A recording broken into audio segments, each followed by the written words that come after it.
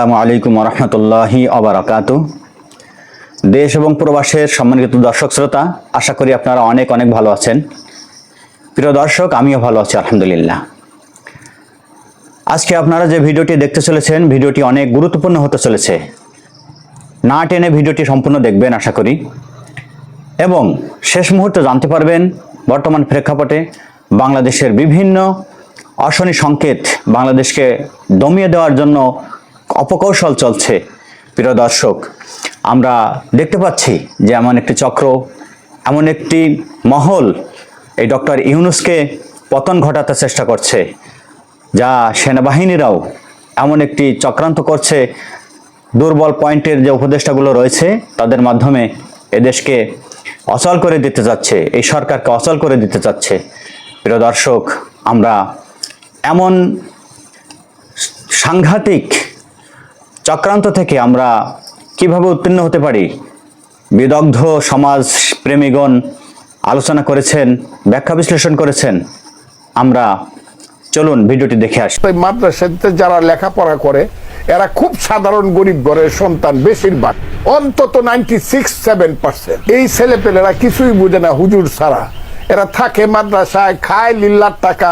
মৌলানা মৌলভী সাহেবদের ঘরে যে মায়েরা বোনেরা, তাদেরকে বলবো তোমরা এদের বাচ্চা পেটে নিও না, এদের পাতে ভাত দিব না, এদের জন্য তরকারি রান্না। এদেরকে 500 টাকার জায়গায় 1000 টাকা দিলে ওয়াজের বা মোনাজাতের ভাষা পরিবর্তন হয়ে যায়। এদের কথার কোনো উত্তর আমি দিতে চাই না।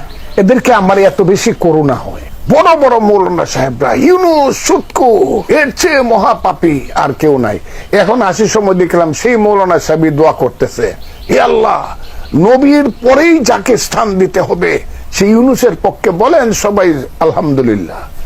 এদের কথার এই 500 টাকা 1000 টাকা যারা মানুষের ঘরে খায়া লিল্লা খায়া যারা বড় হইয়া বড় বড় কথা বলে, এদের কথা, এদের কোনো সেন্স কাজ করে বলে আমি মনে করি না।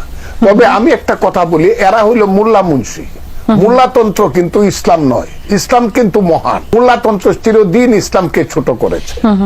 কাজে এই বাংলাদেশে মোল্লাতন্ত্র হয়েছে আর ধর্মের নামে ব্যবসা শুরু হয়েছে। ফজলুর রহমান সাহেব, আগাগোড়া যার আওয়ামী লীগ, সেই লোকটি এখন বিএনপির কাঁধে চড়ে বাংলাদেশ জাতীয়তাবাদী দলকেই ধ্বংস করছে না, বরং তিনি বাংলাদেশের মানুষের সাথেও তামাশা শুরু করে দিয়েছেন।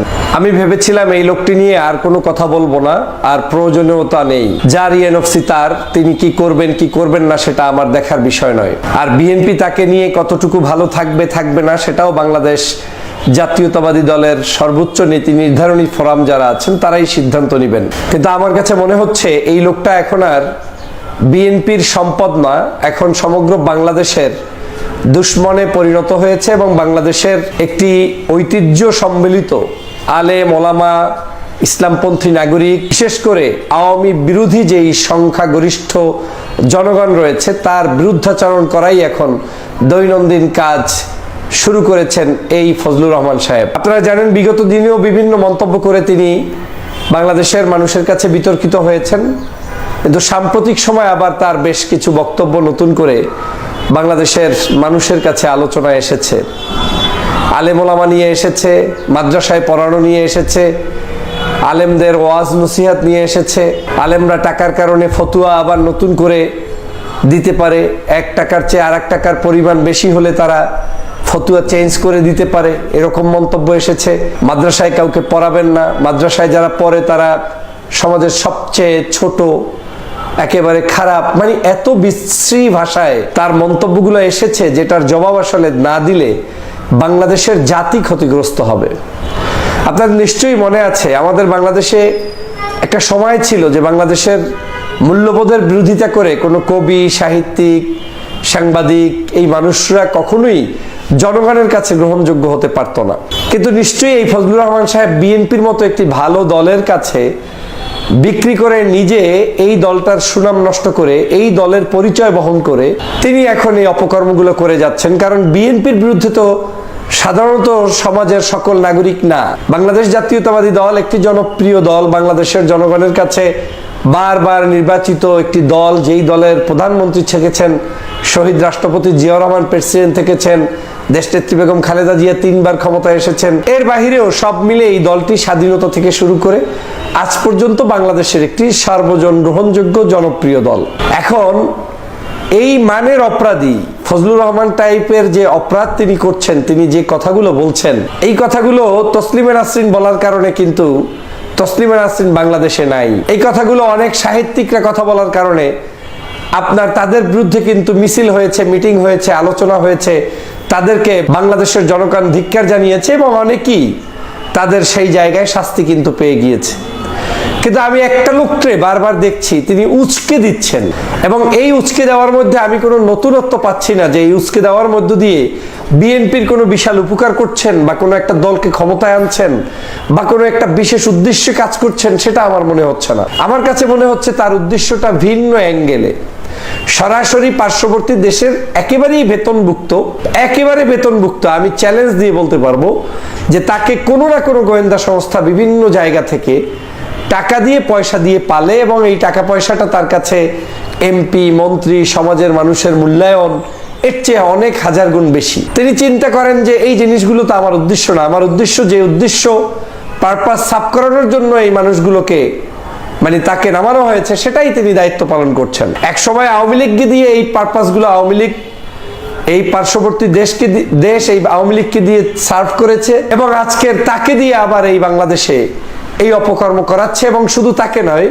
বিএনপির মধ্যে লুকিয়ে থাকা আরো বেশ কয়েকজন নেতা রয়েছেন, যেই নেতারা একেবারেই 5 তারিখের পর থেকে হুবহু আওয়ামী লীগের ভাষায় কথা বলে বাংলাদেশের মানুষের কাছে বিএনপিকে যেমন অপমানিত করছেন, ছোট করছেন, তার চেয়েও বড় ক্ষতি করছেন বাংলাদেশের সভ্যতা সংস্কৃতির উপরে।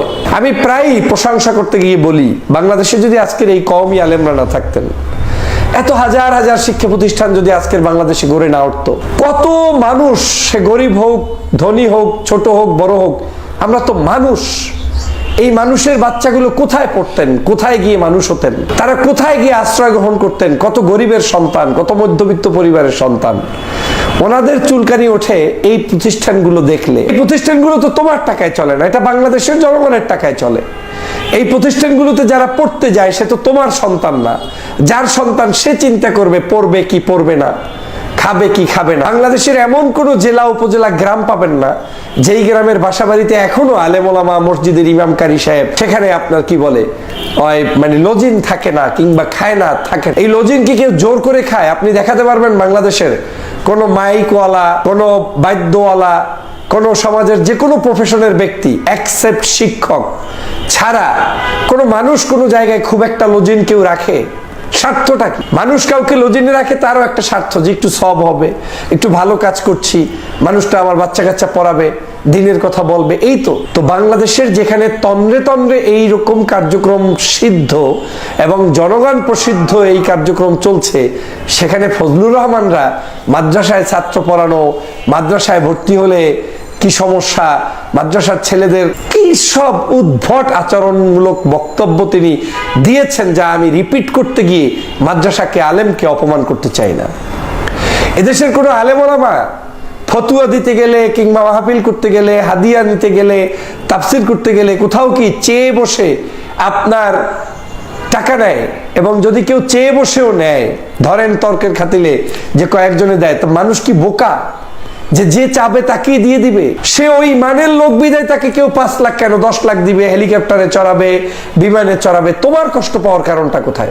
বরং তোমরা চাঁদাবাজি করো, সন্ত্রাসী করো, মানুষের সম্পদ লুণ্ঠন করো, অন্যায় আচরণ করো, সেইগুলো তোমরা ঢাকার জন্য এখন আলেমদের সামনে, আলেমদের চরিত্র নিয়ে খেলা করা শুরু করেছে। আমি বিএনপির নীতি নির্ধারণী ফোরামকে বহুবার রিকোয়েস্ট করেছিলাম এই লাইভের মাধ্যমে, আমার তো আর অত বড় শক্তি নেই যে আমি সরাসরি কাউকে ফোন করলেই হয়ে যাবে, কিন্তু আমি আমার প্রতিবাদ করেছিলাম এই সব মানুষ দিয়ে আর যাই হোক দলের কোনো কল্যাণ হবে না। এসব মানুষ দিয়ে দলের বিশাল উপকার হবে, সেটা হচ্ছে দালালি যদি করার প্রয়োজন হয়, কোন দেশের যদি তাবেদারি করতে হয়, কারো এজেন্ডা বাস্তবায়নের যদি গোপন চুক্তি আপনাদের সাথে থেকে থাকে, তাহলে ঠিক এই মানুষরা তার জন্য ফিট, কারণ এরা ওদের দালাল হয়েই এই কথাগুলো বলছে। কয়েকদিন আগে সে সমালোচনা করতে গিয়ে হেলিকপ্টারে কেন আলেম ওলামা চড়বে, মাহফিল কেন ঘরে ঘরে হচ্ছে, আজকের কালকের 2-1টি বক্তব্য শুনলে অবাক হয়ে যাবেন। কি করে এখনো তিনি স্বপ্ন দেখেন যে দেশের ভাষা থাকলে, সংস্কৃতি থাকলে আওয়ামী লীগ ফিরে আসবে,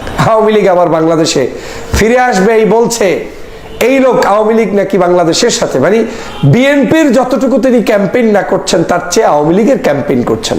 আর আমার দুঃখটা ওই জায়গায়, বিএনপির ক্যাম্পেইন না করে আওয়ামী লীগের ক্যাম্পেইন করে বিএনপি করা যায়, আর বিএনপির ক্যাম্পেইনও করবেন আর পাশাপাশি আপনি একটু জামাত ঘেঁষা, একটু ইসলামপন্থী, একটু হেফাজতপন্থী, একটু চরমনাইপন্থী আপনি কিছু বললে আপনি হয়ে যাবেন কট্টর জামাত, আপনি হয়ে যাবেন দেশ বিরোধী, আপনি হয়ে যাবেন স্বাধীনতা বিরোধী, আপনি আর বিএনপির কেউ থাকতে পারবেন। এই তো শুরু হয়েছে খেলা।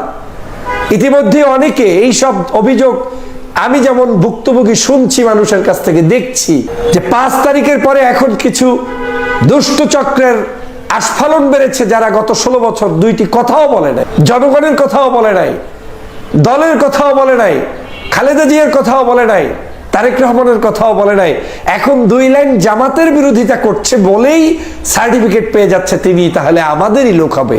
বাপরে বাপ, এতটুকু বিশ্বাস রাখা উচিত ছিল যে বাংলাদেশে অন্তত আওয়ামী লীগ সে কারো বন্ধু হতে পারে না।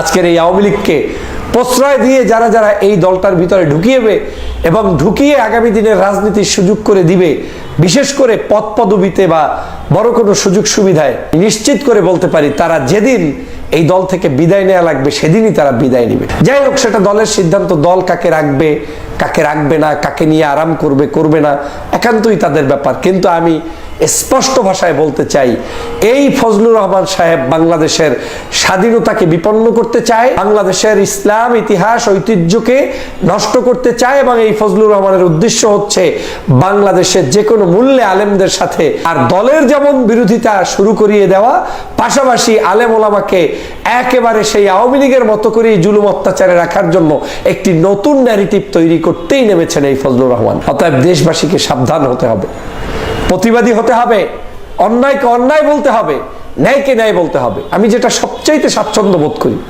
আমি একটা দল করি, দলের পক্ষে অবস্থান নিয়েও ভালো মানুষদের প্রশংসা করবেন, এই নীতিটা অ্যাকসেপ্ট করলে দল সবচেয়ে বেশি জনপ্রিয় হয়।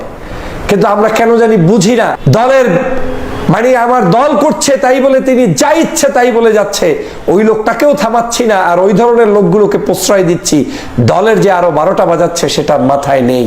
সংগ্রামী ভাইরা, বাংলাদেশে এই ফজলুর রহমানদের অপতৎপরতা এটা একটি মাস্টার প্ল্যানের অংশ। আমি এটাকে হালকা হিসাবে দেখার কোনো সুযোগ মনে করি না। আমি মনে করি দেশবাসীকে সচেতন না হলে বাংলাদেশের ইতিহাস ঐতিহ্য, আমাদের দেশের যে স্বাধীনতা সার্বভৌমত্ব, আলেম ওলামা ইসলামিক নাগরিকদের যে একটি পদচারণা সেটা ব্যাহত হবে, এবং ব্যাহত করার জন্য যতগুলো ন্যারেটিভ তৈরির কাজ চলছে তার মধ্যে একটি প্রজেক্ট নিয়েছেন এই ফজলুর রহমান। আসুন সবাই সেই জায়গায় সতর্ক হই, সাবধানতা অবলম্বন করি, ভালো থাকি, সুস্থ থাকি। প্রিয় দর্শক শ্রোতা, আপনারা ভিডিওটি দেখলেন। ভিডিওর মাধ্যমে যে চিত্র ফুটে উঠেছিল, দর্শক আমাদের উচিত এখনই সতর্ক থাকা এবং বর্তমান সরকারকে সহযোগিতা করা, সাপোর্ট দেওয়া। এই অন্তর্বর্তীকালীন সরকার একটি যোগ্য সরকার।